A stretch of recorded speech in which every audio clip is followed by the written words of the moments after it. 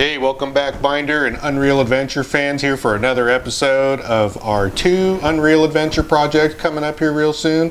Obviously today for me, I'm in the office getting some much needed office work done. I've got White Scout down to a point where it's stripped, and I've sanded the body tub and actually started applying some primer and some undercoat, and we're going to be doing a lot more of that and some lizard skinning this weekend and get that thing off to paint. So while that's off and getting painted, we want to still keep you entertained, and Zaed is like high up into the Cheap Scout project, totally tearing away at it. So I'm going to send Joe back down to the R&D shop, and Zaed's going to get you all caught up on what's going on Cheap Scout that we're going to be bringing out this year for UA 2025.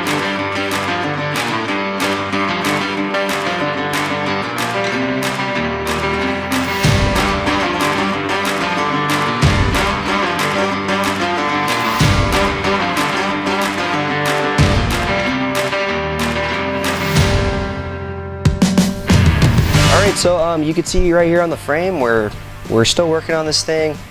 What I have done in the past, let's say a week, was I took the time, lots of angle grinding action, lots of consumables, lots of dust, lots of plating got done, lots of welding, and lots of issues that I found with this frame. So just to recap, took off the inner factory crossmember mounts on the frame itself just because we're going to be sleeving the frame, and that was going to be in the way of the sleeve, so I'll make some different mounts for that later. But we will be reusing the factory crossmember. Moving on to the engine mount pedestals here. I mean, I actually ripped this engine mount off the frame. I re-welded that, I made some braces, I drilled the holes where the cracks started, and then basically welded them up after I die grinded the channel out a little bit. For the steering box, I kind of got a mock-up steering box here, but the idea is we're taking a Scout 2 steering box, and Corey knows a guy down the road from him that supposedly can reverse rotate these boxes. So instead of the pitman arm facing the front, it's facing the rear. And I also went ahead and pushed the steering box as far forward as I could without cutting this cross member. I've already received some kickback from Corey saying we may have to possibly move it again, but I'm gonna hope we don't, because I already sleeved it with some of this 1/2 inch inner diameter tubing. Went right through the frame, it went right through my fish plate. So I mean, it's plenty thick on both sides. I should keep this box on here. And then this pitman arm is maybe an old Skyjacker drop pitman arm. It's pretty rusty, but it'll work for us. I'm gonna drill it out. For our steering, obviously here's our original steering column. We're gonna have our Barnes coilover tower here, so we're gonna drill through the tower with some Borgeson joints. We're gonna have a U-joint here, a U-joint here, and probably a U-joint here. We'll figure it out, but this will be connected via here to here, and that'll be our steering. So that kind of concludes our mock-up steering. And then while we're here, I have a Hydro Boost kind of mocked up, and this is just here because I need to have a generalized area where this stuff's gonna go. And I probably shouldn't have sleeved this on the get-go. I mean, it's probably one of the last things you should have done, but that kind of concludes the stuff that was on the front. And now lots of parts showed up. I mean, I was hauling home loads and loads and loads of parts here every day for the past week. And I'm going to kind of go over a couple things that showed up and then kind of lead on to what we're going to be doing next. Alright, so we're already utilizing the back of our Scout for practical use during this build, and this tailgate is functional, surprisingly enough. I mean, probably more functional than Corey's tailgate on his Scout, so I take credit for that. But here we are. We're in the back of our Scout. Our wood bed is holding up our pristine sponsored parts of this Cheap Scout. And just starting out, there's a lot of stuff here. And one of the biggest supporters of this build is Skyjacker Suspension. Now I emailed them and I was like, hey, I got this idea. What should we do, etc. And they kind of pinpointed me towards a couple other builds they've done that have been kind of similar. And just kind of took their advice, and it's all here in record time. So we're super excited to work with Skyjacker on this, and honestly this is a big learning curve for us and kind of a technology we just never discovered before. So it's going to be interesting kind of utilizing a different front suspension architecture, straying a little bit different from what we usually do, but it also kind of broadens our spectrum on how it works. You know, maybe we can offer some advice to Scout owners in the future on how it works, how it varies from leaf spring suspension on Scouts. So it's going to be a cool learning experience and a new experience in general wheeling it. So who knows? I mean, riding with Corey, it's a different animal. It's way smoother, has more travel. All right, so we did an extensive amount of fish plating, or at least I started to. There's still plenty more to do. But I did some fish plating from the front of the frame to about the floor mount on the frame. And I got it started on that side. This side's done, and then did some front fish plate work. So here's an example. Just kind of drew it up by hand in the CAD software, went up to the shop, cut it out. Way easier than cutting it by hand. I mean, I probably have, let's say this took me about 6 minutes from designing it to cutting it in the amount of time, so it's way quicker than using an angle grinder to cut this out. So I got about at least 2 or 3 hours of welding on this rig so far, probably a few more left to do, but I'm going to cycle around. I'll talk about a couple other things that we did. Alright, so this Scout was just exceptionally rusty on the frame, and there's a couple reasons for that. One, this was a manual steering Scout, which means there wasn't a steering box and there wasn't a power steering pump. And trust me, every Scout that I've seen with a power steering pump and a power steering gear, the whole frame is just covered in grease. It's just insides dripping with power steering fluid. It's just the metal is soaked in with so much oil that it quite frankly didn't have a chance to rust. So with this Scout being manual steering, there was no liquids for it to drip out or anything like that. So this whole frame was actually like very, very scaly, very rusty. Couple things, you know, it's nice that it wasn't greasy because the welds are nice, but at the same time, there's not much metal to weld to here. So to each their own, but it's just a kind of a cool fact about Scout frames are they're typically greasy, not rusty, but this one was rusty, but not greasy. We have lots of parts from Barnes 4-wheel drive, and can't thank Connor enough. We met him out in Moab, talked to him, Corey and I, and we were just talking links and stuff because initially we were going to use the white Scout frame, so really had no intention of even changing any suspension components. But obviously, of the incidents that happened, our outlook changed a little bit, and now we're deciding to kind of dabble into this new technology here. So Connor and Corey and I got a little chat, and we kind of figured out some parts to run on this thing, and they sent us like 5 boxes of just pure American steel, and let me tell you, it's some beefy stuff. So I'm not saying this shock tower is going to go here, but I just have it here because it looks cool. So we're going to be running their shock towers with the Skyjacker coilovers. So we're going to be running all of Barnes' link components, a lot of these very heavy duty Heim joints here, and alignment spacers and bungs, and they sent a lot of tubing and just brackets and a whole lot of stuff, and we'll kind of dabble into that as we kind of install that later. We still got to get the axles in here, the drivetrain, because we still got to have some stuff to work around, make sure we're not building stuff, you know, in the way of other critical components.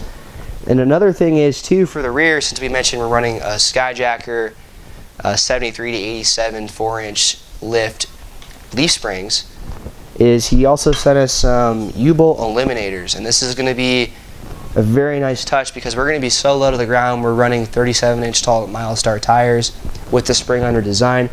So you can imagine, if you think about like Trent's Ultimate International, it's going to be around that height. So we're going to be cutting a lot of the fender out. It's going to be really low to the ground with not much up travel, but a lot of down travel is the goal here. So he sent us these cool U-bolt eliminators for the rear. So that'll just kind of get rid of any binding points or anything with U-bolts, you know, attributed towards a spring under setup. And it's really cool. You know, obviously we make our own suspension parts, but it's just kind of cool getting universal parts from a lot of these cool vendors out there in the 4-wheel drive space, and being able to build something that other people can also build themselves. So we'll figure out what we're going to be doing with this stuff later as we kind of get this frame completed as far as the structural part goes. Then we're going to be putting the engine, transmission, and transfer case in here, tacking in the cross member. Of course, that's going to be after we get all the welding done. So there's a lot of steps that need to be done here. A lot of this work is done off the clock, so if you see any welds that are bad, any porous spatter, don't blame me. This is all off the clock hours. Trust me, I don't really want to work on this thing after work, but this is after work hours. So anything is better than nothing, but we appreciate you watching. And we hope you stay in tune on these 2 very different builds. One build being very nice and very, very custom, and one build being very, very budget, but also universally, just because anyone can build this. Just got to have a welder and some welding gas. 1 week later. Last time we saw you, we welded some frame plates on, and we weren't quite done with that. Well, now we're done welding frame plates on. We have 1/4-inch sleeves on the bottom of the frame. Front of the frame is sleeved and plated and completed, so really we're just down to kind of getting everything else built, and that's what's kind of leading us to this axle here, which you may be asking what it is. This is a Dana 44 heavy duty. It's a 8-lug unit originally, so this has 3-inch axle tubes. The housing's a little bit thicker than a standard 44, like way thicker than like a Scout 2-1 at least for comparison. So what we're going to be doing today is finishing cleaning the inside of this differential out here so we can get it ready for some new gears, because we're going to be installing a new ring and pinion, a grizzly locker, and obviously a master overall kit. And the goal really is to get this center section built, because Corey Holmes of Holmes Fabrication's coming up here. And it's kind of a weird story. He's bringing a Dana 44 also, and what we're doing is I'm going to steal his front 6-lug outers off of that axle and put it on this axle, because I'd like to keep an 8-lug, but the rear axle we're running is 6-lug, so we're kind of stuck with 6-lug, which is fine by me. It's the same outers as a 5-on-5.5, which is what my Terra was running and what the White Scout used to run. I mean, it's plenty strong, no problems with that. So anyways, we're gonna dive into this. We're gonna start cleaning out all these threads here and clean out all the carrier retention bolt threads, and kind of just give this thing a quick cleaning, and then we'll kind of move over to the table and we'll show you some of those parts that we're going to install.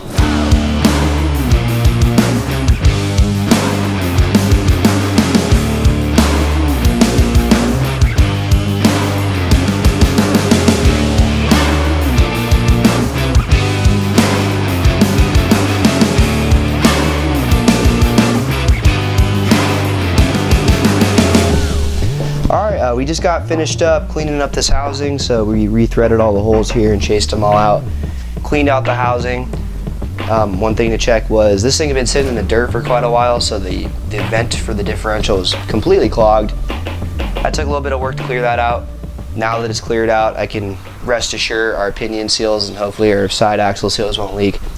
So anything we have left here, we got to clean up these main bearing caps over there in the solvent tank. Then we'll meet you over here at the assembly table.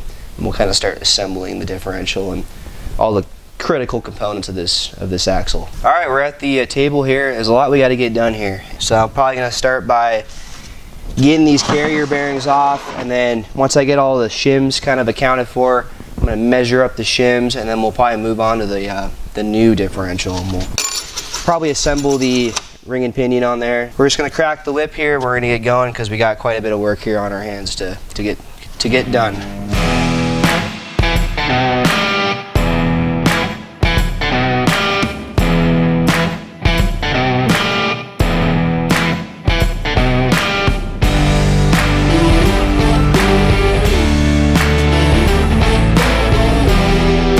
We're gonna get this ring gear installed. We're just gonna ease it on there, as they say. So what I'm gonna do is I'm gonna take 2 of our sleeves here, and I got 2 old ring gear bolts, and I'm gonna use these to kind of pull the new ring gear on here. So I'm gonna flip this over like this through here. So we're gonna take our spacer, throw it in there, and then I'm gonna move your ring gear up. All right, got that one started, and then we're gonna get this one started. So you kind of want to tighten this in an even fashion. You don't want to use an impact. You don't want to go crazy here, because if you do go crazy, you're gonna basically bend your carrier flange here, and then you're gonna have a weird run out. So go nice and slow. Once you tighten one, the other one will loosen up, and if you go nice and slow, it'll suck itself up there pretty nice. So we'll keep working our way around here.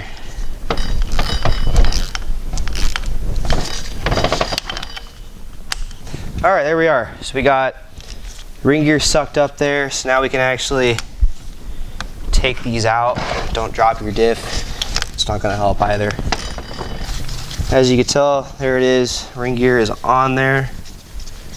Just like to visually check, make sure, you know, obviously it doesn't look like it has burr underneath it. Looks fine to me. So I'm gonna go ahead and put all these spacers in here one by one, and then we'll get some Loctite on these bolts. And I got a chain wrench here. We're gonna wrap it around manhandle this thing or I torque this thing down. There's not that much meat to grab on this thing to get it torqued down. I may just actually just put it in the vise, to be honest, but I'm gonna see if this works. I don't think it is.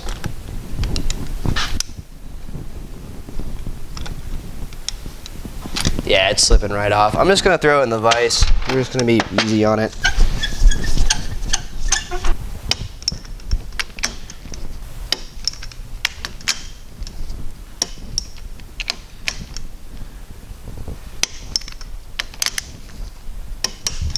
Alright, just like that. We luckily kind of escaped a lot of trouble here with that vise. This was going to be a pain. I like to use this, it's less jarring on the diff, but I think we were fine. Alright, we're here at our Snap-on $1 million press here, and we're going to start out by pressing these carrier bearings on. So I have my shim pack from the old carrier.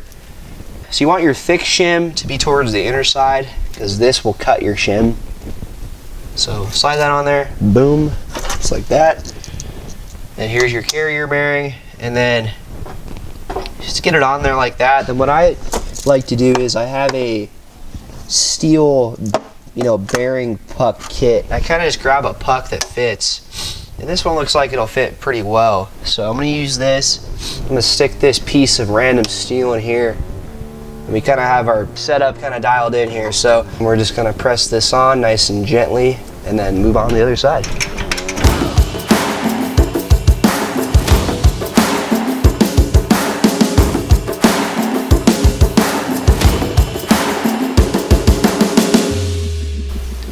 Alright, we're back from the press. We're done with that. I'm going to get the housing moved over here, and we're going to press in some bearing races into this housing, and then we'll kind of stab this in and hope for the best. Basically, we gotta install our outer pinion bearing race here of our driver. And this is where it becomes tricky. I don't have an axle stand, so I'm gonna have to hold this while doing it. So let's see what we're gonna do here. We're gonna position this axle like this, and this may be a little weird, but I'm probably gonna cradle it like this. It's kind of a tricky operation for what I got going on here. And I'm gonna make sure obviously the housing is clean of debris. Probably should check that before I got on this trusty steed here. And get this bearing race started just like so. Take our installer, and then this is kind of where it gets a little fishy. I'm gonna have to juggle all this at once. So we're gonna start.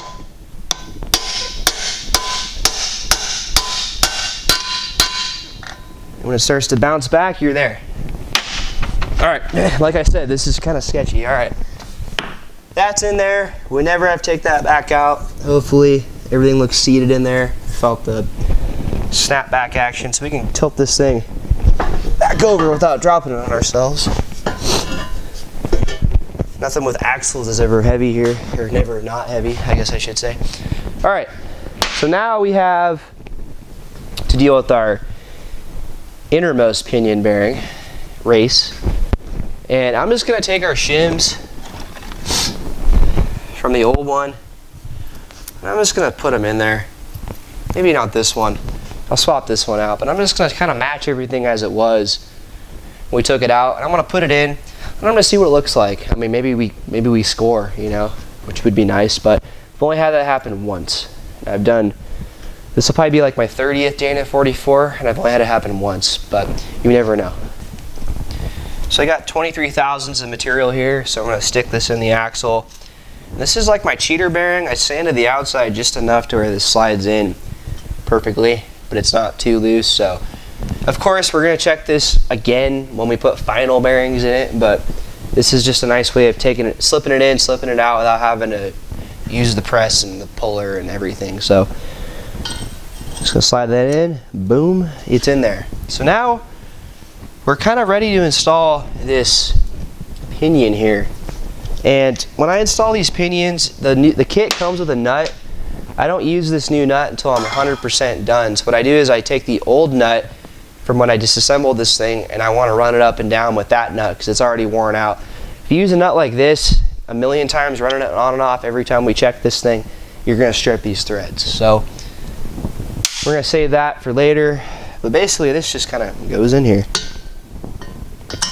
So that goes in just like that. And then we have our preload shims for our yoke. So what I'm gonna do is I'm gonna grab my old preload shims, which are surprisingly right next to me. And we're gonna use these just to kind of make the yoke move. We don't want it to be too tight, we don't want it to be too loose, but we're not concerned about our preload spec on that yet. So I'm gonna get this stuff installed here, and then we're basically ready to slide this carrier in here, and we're ready to see how far off we are.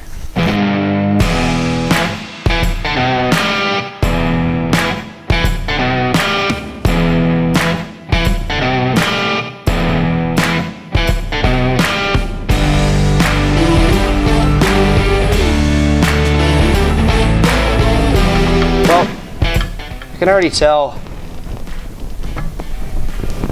we have some backlash here. So it sounds decent, honestly. I'm just gonna run a pattern on it. I'm curious what it looks like.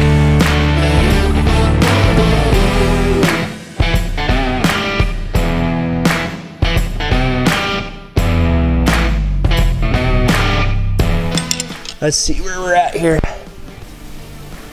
Honestly, not too bad. I mean, I see some marker on the top, so our pinion's not too shallow, if that makes sense.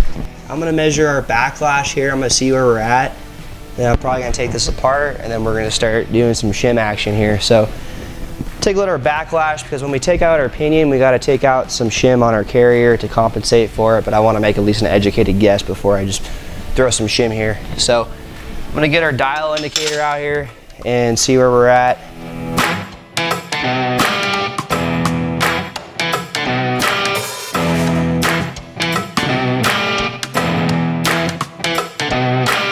I think we're too tight. I'm gonna go with that. So that just kind of gives me a better idea of what to do. So we're gonna take this thing back apart, pull it out, and I'm probably gonna I'm gonna add some shim probably. I'm probably gonna add 10 thousandths to underneath the pinion and just kind of see where we're at. And then when I raise it 5 thousandths, I need to actually take away probably like 5 on each side. We'll see what happens. But all right, we're gonna pull this out, get the shim swapped out. We don't want to bore you with the process. It's a lot of wrangling with this thing, getting this carrier out. I'm probably gonna grab the case spreader to make it way easier to do this. But regardless, we appreciate you guys stopping in. We'll kind of cut back when this thing's all put together, probably quite soon. We'll hopefully have this thing together very quick here, obviously, but we don't want to bore you with millions of hours of taking this in and out and swapping bearings and blah, blah, blah, blah, blah. So we're gonna get this thing done. We appreciate you checking in here, and then we'll see you guys on the next one.